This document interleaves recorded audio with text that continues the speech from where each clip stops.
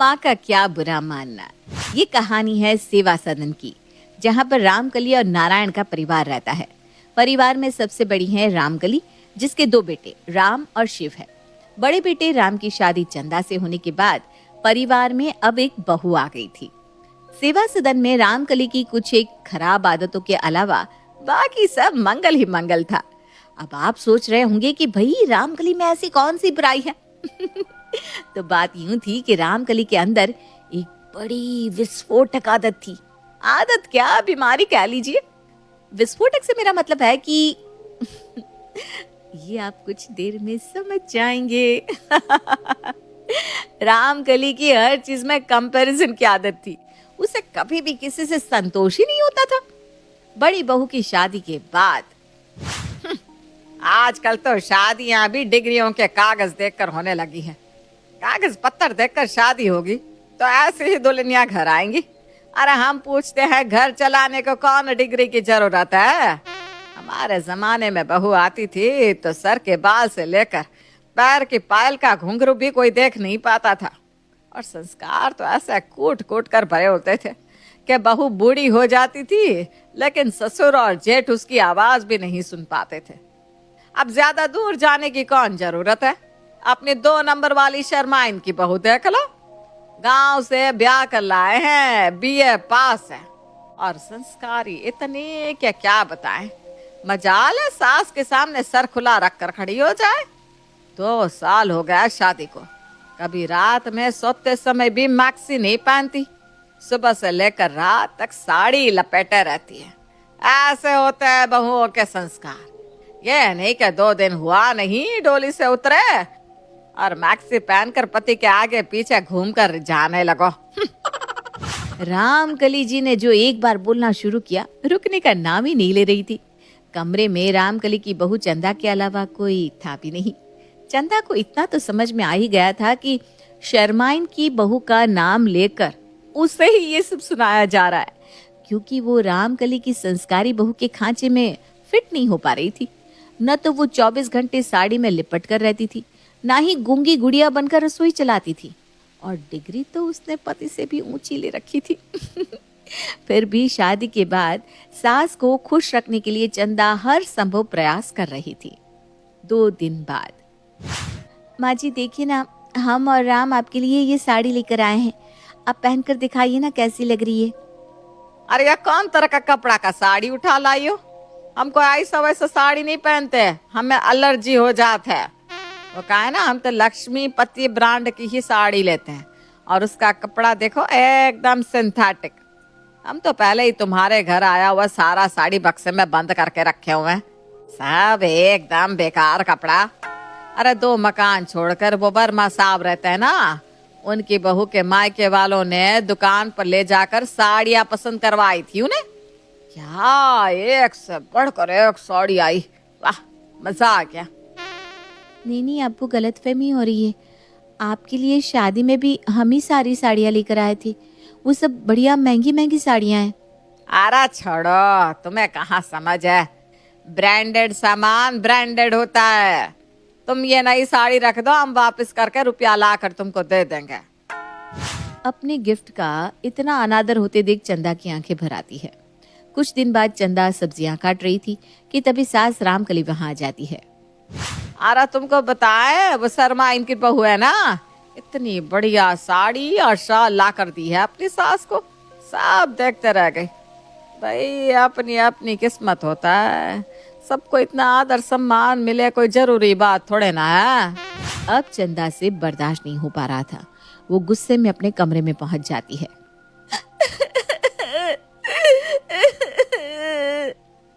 अरे चंदा, रो क्यों रही हो? क्या बात हो गई? राम की बात सुनकर चंदा साड़ी वापस करके पैसे देने से लेकर आगे तक की सारी बात पति को सुना देती है। अरे चंदा, इतनी छोटी सी बात का बतंगड़ क्यों बना रही हो? मम्मी की बात का क्या बुरा मानना, वो वैसे ही कह रही होंगी, उनका वो मतलब नहीं होगा। तुम बात को दिल से मत लगाओ। चंदा को लगा था कि राम उसकी परेशानी समझकर उसे दिलासा देगा, लेकिन यहाँ तो राम माँ की पैरवी करने में लग गया था। इसलिए चंदा को अब राम के ऊपर भी गुस्सा आ रहा था। कुछ दिन बाद राम ऑफिस से लौटा तो उसने देखा कि मम्मी पापा की जोरदार बहस हो रही है। अरे ये सब क्या चल रहा है घर में? मम्मी पापा झगड़ा क्यों कर रहे हैं आप? अरे तेरी माँ की तो आदत है, इतनी खराब आदत कि अगर कोई कुछ भी ना भी बोलना चाहता हो तो भी उसे गुस्सा दिलाकर झगड़ा करने पर मजबूर कर देती है। अरे मैंने ऐसा क्या कह दिया? मैंने तो बस वही कहा जो सच है। पूरे 50 लाख की जमीन खरीद कर तेरी माँ के नाम करा दी है और जमीन के कागज देकर तुझे पता है इसने क्या कहा? ऐसा क्या कह दिया माँ ने?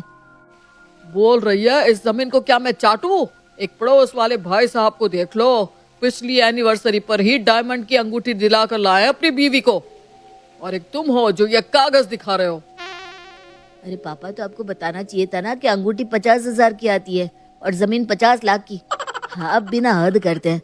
माँ की बात का क्या बुरा मानना, वो तो सस्ती चीज ही मांग रही है ना। हाँ बेटा, तेरी माँ उन औरतों में से है कि अगर मैं इसे गला भी काट कर दे दूं ना तो ये कहेंगी गुप्ता जी ने तो चाकू से काटा था, तुमने तो छुरे से काट दिया। मजा नहीं आया। अरे पापा छोड़िए भी, माँ है। राम की हमेशा से यही आदत थी, वो रामकली की हर बात को माँ है ना कहकर टाल देता था और ये बात मानने को तैयार ही नहीं होता कि रामकली की इस आदत से सबको कितना दुख पहुंचता है। धीरे धीरे समय बीत रहा था। सास के दिन रात उसे नीचा दिखाते रहने से कहीं ना कहीं वो तनाव में रहने लगी थी। बीतते समय के साथ चंदा ने एक बेटे मनु को जन्म दिया और कुछ ही दिनों में मनु घर भर में दौड़ लगाने लगा। बेटा, दादी को नमस्ते करो। नमस्ते। नमस्ते दादी, जय सिया राम। माँ जी, मनु आपको नमस्ते कर रहा है। अरे एकदम से संस्कार नहीं है तुम्हारे बेटे में। बड़ों को लेटकर प्रणाम किया जाता है, ये क्या हाथ जोड़कर नमस्ते नमस्ते लगा रखी है? कभी देखियो शर्मा इनके पोता पोती को, ऐसी होती हैं बहू, बच्चों में उसके संस्कार दिखाई दे जाते हैं। सास की जली कटी बात सुनकर चंदा अपने बेटे को गोद में लेकर अपने कमरे में आ जाती है। अरे क्या हो गया, ऐसे मुंह क्यों गिर गया है? होगा क्या, तुम्हारी मम्मी अभी तक तो सिर्फ मेरे संस्कारों में कमी निकालती थी, अब मेरे बेटे के पीछे भी पड़ गई हैं। तुम ही बताओ, मेरा 2.5 साल का बेटा उनसे हाथ जोड़कर नमस्ते कर रहा है, तो ये संस्कार नहीं बदतमीजी है क्या? हर बात में उन्हें सिर्फ दूसरों लोगों से ही कंपैरिजन करके घर के लोगों का दिल दुखाना होता है। मैं थक गई हूँ माँ जी की इस रवैये से। अरे गजब पागल औरत हो तुम। माँ ने वैसे ही कह दिया होगा, माँ है, माँ की बात का कोई बुरा माना जाता है? और तुम्हें पता भी है माँ मनु से कितना प्यार करती है। अरे माँ ने बचपन से हमको यही सिखाया है कि असल से ज्यादा ब्याज प्यारा होता है। मनु को माँ से ज्यादा प्यार कोई कर ही नहीं सकता। हाँ हाँ, एक तुम ही समझदार हो ना, और एक तुम्हारी माँ, बाकी तो सब पगलेट है ना इस घर में। कुछ दिन बाद, माँ जी क्या बात है, आज पड़ोस वाले घर में बड़ी चहल पहल है। वो लड़का उनका सरकारी नौकरी पा गया है ना, पहली तनख्वाह मिली है, लाकर पूरी की पूरी माँ के हाथ पर रखी है। बस खुशी से फूली नहीं समारी गुप्ताइन, इसलिए रामायण पाठ बिठाई है। अरे भाई, सबके घर निकम्मी औलाद थोड़ी ना जन्म लेती है। एक हमारे सुपुत्र है, इनकी नौकरी लगी तो ये माँ के लिए 2 रुपए के चूर्ण की गोली भी नहीं लेकर आए, और उनका बेटा गुड्डू माँ के लिए सोने की चेन बनवा कर लाया है। हम तो कहते हैं ऐसी नालायक औलाद भगवान किसी को ना दे। हमारी जिंदगी बीत गई इनको पढ़ाकर अफसर बनाने में, और इनको याद भी नहीं आई कि माई क्या होती है। अरे मम्मी, आप क्या बेकार की बात लेकर बैठ गई हो? आपके पास कौन सा घर चलाने के लिए पैसों की कमी है जो मैं तनख्वाह आपके हाथ में रखूं?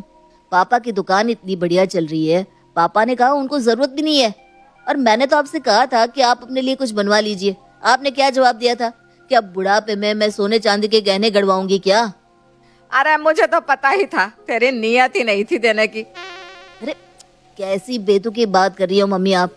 और वो गोल्डी 1 नंबर का नालायक डफर, घूस देकर उसकी नौकरी लगी है, आप उससे मेरा कंपैरिजन कर रही हैं? तुमसे तो 100 गुना अच्छा है, अपनी माँ की पसंद की लड़की से ब्याह किया है।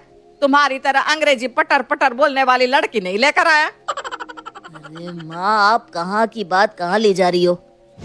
राम को गुस्से में तमतमाया देख राम के पिता और चंदा मुस्कुराने लगते हैं। अरे भाई, माँ है, माँ की बात का बुरा थोड़ी ना मानते हैं। अरे ऐसे ही कह दिया होगा, उनका वो मतलब नहीं है। अब आया बेटा कि बिना गलती के गलत साबित किए जाने पर कैसा लगता है? मुझे तो 8 साल हो गए ये सुनते हुए कि मैं कितनी खराब हूँ और सारी दुनिया की बहुएं कितनी अच्छी हैं। आपको तो मेरी कोई चिंता ही नहीं थी। मैं तो लगभग डिप्रेशन में ही चली गई थी जब पापा जी ने मुझे खुश रहना और खुद पर भरोसा करना सिखाया। मुझे माफ कर दो आप दोनों, मैं गलत था।